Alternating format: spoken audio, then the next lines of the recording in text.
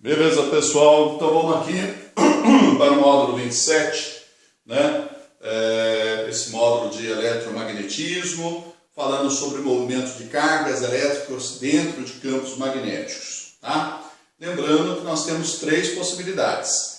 Um movimento retilíneo e uniforme, quando você lança uma carga na mesma direção das linhas do campo, porque não vai aparecer força, não vai aparecer aceleração, nada vai acontecer e a carga passa direto como se tivesse inércia no movimento retilíneo e uniforme. Segunda situação, você lançou perpendicularmente às linhas do campo, aí vai aparecer uma força magnética que vai funcionar na carga como força centrípeta, provocando o quê? Um movimento circular e uniforme. Então, carga lançada perpendicularmente à linha de campo provoca um movimento circular e uniforme, um MCU. E a terceira situação, você lançou uma carga obliquamente em relação às linhas do campo, né? A linha do campo está aqui, você lançou obliquamente, um ângulo de 30, 40 graus, 60, qualquer coisa assim. Aí você vai ter um misto de um movimento retilíneo e uniforme com um movimento circular, o que vai dar uma trajetória chamada helicoidal, tá? Uma trajetória helicoidal. Muito bem, então vamos para a primeira questão que fala disso. Aí na página 118, módulo 27, questão 1. Uma partícula eletrizada é lançada do interior de um campo magnético com velocidade v, tomando com as linhas de indução do campo um ângulo θ. Na figura a seguir mostram-se duas situações distintas de lançamento. Descreva para cada uma das situações o tipo de movimento adquirido pela partícula e sua trajetória. Tá? Então vamos lá. Primeiro caso, né, você lançou aqui, ó, o campo magnético x significa que as linhas estão entrando. Então você tem o campo aqui entrando, né, entrando na lousa, e a velocidade lançada aqui para a direita, horizontal para a direita, isso forma um ângulo de 90 graus. Ângulo de 90 graus, a partícula vai fazer essa trajetória circular aqui, né, e vai descrever um MCU, né, MCU, movimento circular uniforme, tá bom? Já aqui, ó, você lançou obliquamente, o ângulo θ é um ângulo, né, não é nem 0, nem 180, nem 90, é um ângulo, aqui está aparecendo aí mais ou menos 60 graus, 50 graus, a trajetória vai ser essa daqui, ó, uma trajetória chamada trajetória helicoidal,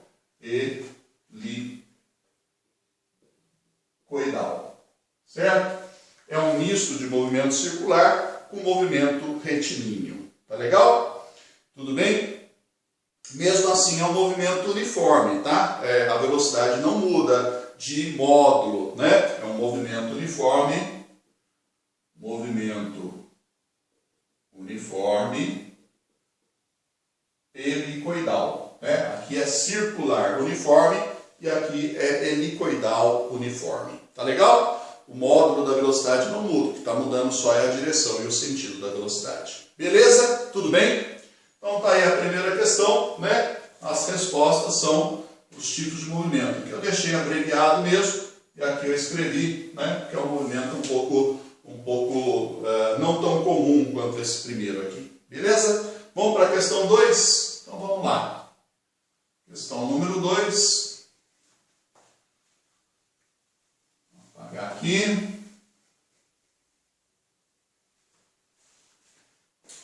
Então vamos lá. A espectrometria de massas é uma poderosa ferramenta da física que caracteriza as partículas pela medida da relação massa-carga de seus íons. Ela foi usada inicialmente na determinação de massas atômicas e vem sendo empregada na busca de informações sobre a estrutura de compostos orgânicos e na determinação de composição isotrópica dos elementos. A espectrometria de massa acoplada, MS, é uma técnica analítica poderosa usada para identificar compostos desconhecidos, quantificar compostos conhecidos e auxiliar na elucidação estrutural de moléculas. Está falando de um aparelho, né, de laboratório de física chamado espectrômetro de massa. Considere a figura que representa na forma de um esquema simplificado um espectrômetro de massa, sendo F a fonte de íons que são acelerados pela diferença de potencial ΔV entram na região onde existe um campo magnético B e descreve uma trajetória semicircular, sabendo que os íons são compostos de partículas idênticas, cada uma eletrizada com carga de 1 vezes 10 a menos 6 coulombs, né? Então, quantidade de carga, questão 2, 1 vezes 10 a menos 6 coulombs, com massa de 1 vezes 10 a menos 14 gramas, quilogramas, 1 vezes 10 a menos 14 quilogramas, né?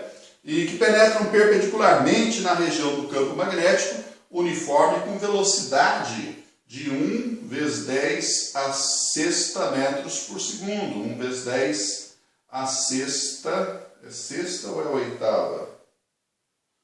Espera aí que eu tenho que pegar o zóio aqui para ver. Espera aí. Eu não estou enxergando bem aqui. Agora sim. É 1 vezes 10 a sexta. 1 vezes 10 a sexta metros por segundo. Tá? Isso aí. Deixa eu deixar o zóio próximo aqui. Descreve a trajetória semicircular de raio 1 milímetro. Raio 1 milímetro. Certinho? Ele quer a intensidade do campo magnético, ele quer o B. Ele quer o B. Então vamos lá, né? A gente já deduziu na aula passada uma fórmulazinha para calcular o raio do campo magnético, tá lembrado? Né? O Roberto me deu um quibe. Roberto me vê um quibe. Né? R igual a MD sobre QB. Né? Ronaldo me deu um quibe. Certo?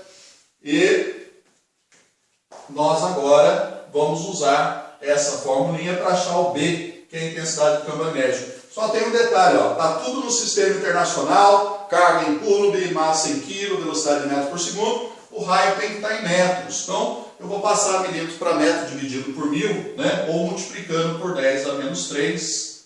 Então, 1 milímetro equivale a 10 a menos 3 metros, beleza? E vamos ao cálculo. Vamos colocar aqui o raio. Vamos colocar aqui a massa, vamos colocar a velocidade, vamos colocar a carga, certo? E vamos deixar o B em evidência. Né? Vou jogar o B para cá, ó. Vou jogar o B para cá, 10 a menos 14 vezes 10 a sexta, somando os expoentes, vai dar 10 a menos 8. E aqui embaixo, esse 10 a menos 3 vem multiplicando 10 a menos 6, vai dar 10 a menos 9. E 10 a menos 8 por 10 a menos 9, você subtrai os expoentes, vai dar 10 a primeira. 1 vezes 10 Tesla, ou simplesmente 10 Tesla, é a intensidade desse campo magnético. Um campo magnético bem forte, né? 10 Tesla, é um campo magnético bem intenso. Alternativa D para a segunda questão, está aí. Beleza? Tudo bem? Vamos olhar aqui se está gravando direitinho. Tá? Então vamos em frente. Vamos para a questão número 3. Vamos para a questão número 3 aí da sequência. Né? Tá? Não esqueça do Roberto me deu um quibe. Para calcular o raio da trajetória circular, quando você lança a partícula perpendicular às linhas do campo, ela vai descrever uma trajetória circular, um movimento circular uniforme, e o raio, né, você vai calcular, quando você quiser, usando essa relação. Da onde nós tiramos ela, na aula passada eu mostrei, quando eu igualo força magnética com força centrípeta. Né? Muito bem. Deixa eu fazer o desenho aqui, da questão número 3.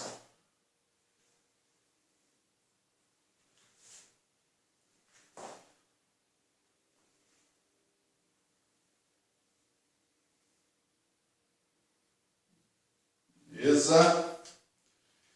Nós temos uma partícula vindo aqui. Aqui ela faz isso. Trajetória circular.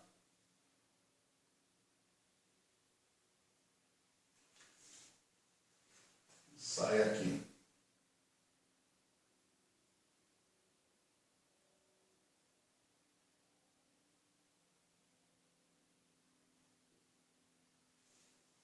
Beleza. Já dá para a gente interpretar aqui, né?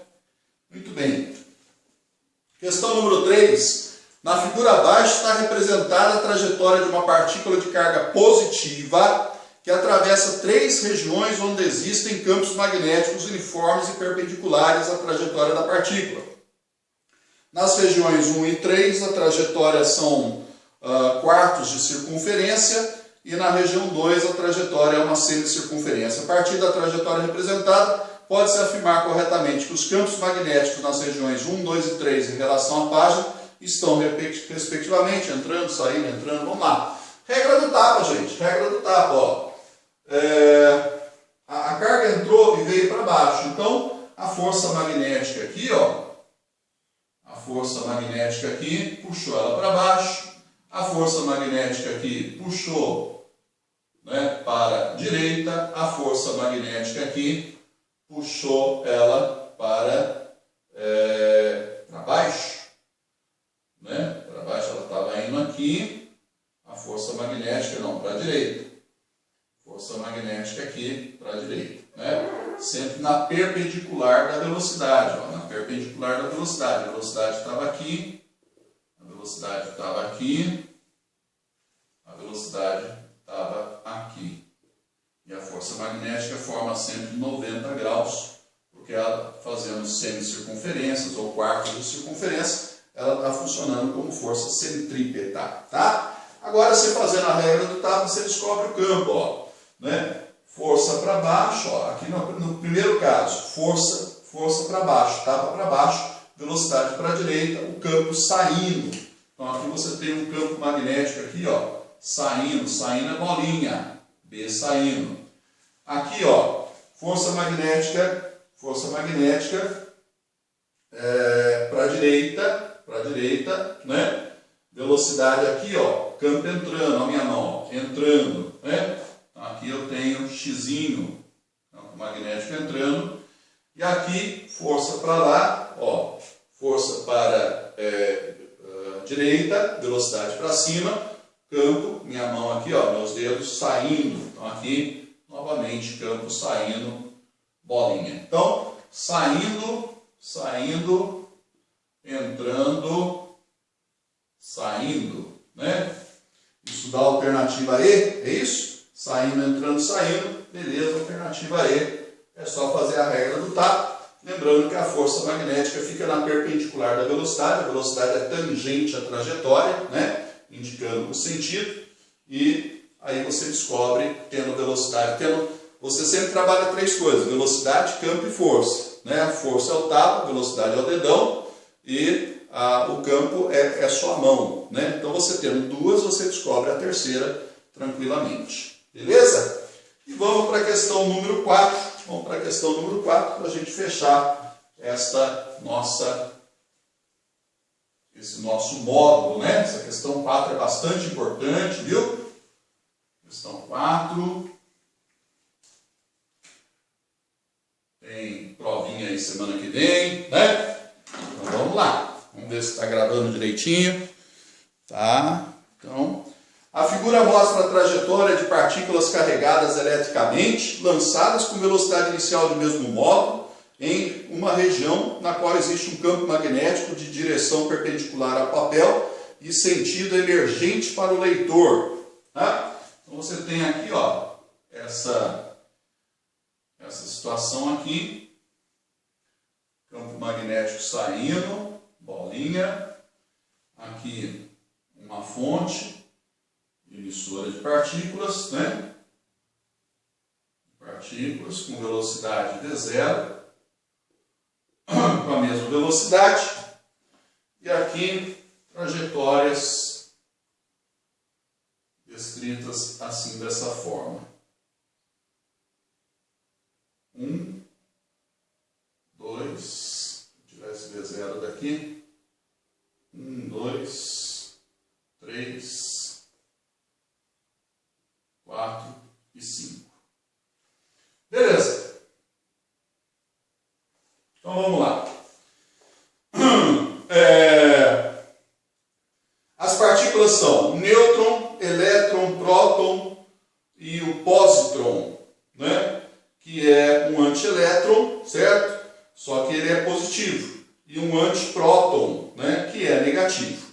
tá certo? Ele quer que você diga quem é quem aqui. Então vamos lá? Olha só, gente, não é difícil, né? Lógico que o 3 que foi direto aqui, ó, passou direto, o 3 não desviou, não foi nem para cima nem para baixo. Esse 3 só pode ser o nêutron, né? O nêutron. O nêutron é que não tem carga, se não tem carga não interage com o campo magnético, ele passou direto. Então o 3 é o nêutron. E agora, usando a regra do tapa, eu sei quem são as partículas positivas. Olha só, campo saindo, bolinha, velocidade, né, de lançamento aqui, ó, para a direita, força para baixo. Então, quem veio para baixo são as partículas positivas, que seguiram o tapa, força magnética. Agora, 4 e 5. Repare que o raio da trajetória da 4 é menor. Lembrando do Ronaldo, me vê um quibe, certo? O que eu posso entender? Se a massa e a carga são iguais, ou melhor, se a velocidade, o campo e a carga são iguais, o raio depende da massa. Quem tem mais massa, um próton ou um antipróton? Né? Obviamente que é o próton. O antipróton é uma antipartícula. A antipartícula tem uma massa muito baixa, muito pequena. Tá? Então, quanto menor a massa, menor o raio, portanto, o 4 é o antipróton, certo? É o antipróton. Desculpe, é o antielétron. O antielétron, porque o antielétron é que é positivo, né? Positivo, o antielétron é carga contrária do elétron, tá bom? Tudo bem? Antielétron, partícula de massa igual ao do elétron, mas de carga positiva, né? Tudo bem? E o próton, né, que é muito mais pesado que o elétron, tem muito mais massa, o raio maior, tá? Então o 5 é o próton, que também é positivo, portanto, só que com mais massa, então ele dá um raio maior. Então, para baixo, seguindo a regra do tapa, as partículas positivas, que é o antielétron, né, chamado também de pósitron, e o próton, tá? Só que o raio maior é o do próton, porque ele tem mais massa, né? O próton tem mais massa que o elétron. Mais massa que o elétron. Beleza? Para cima ficaram as negativas. O elétron, né? E o antipróton. O antipróton, então, o 1 é o antipróton, mais massa, mais raio, e o 2 é o elétron. O 2 é o elétron. Tá? Então ficou assim, 1 é o antipróton, 2 elétron, 1 antipróton, 2 elétron, 3 é o nêutron, né? O 4 o antielétron, certo? E o 5 o próton, alternativa C para essa última questão. Espero que você tenha entendido, né? Como eu disse, é uma questão bacana, importante, tá? E se baseia na fórmula, né, do raio da trajetória e na regra da mão direita, para você definir primeiro quais cargas subiram, qual carga passou reto e qual carga desceu. A que desce, né, a que seguiu a regra do tapa são as positivas. Beleza? Então, até a próxima. Valeu!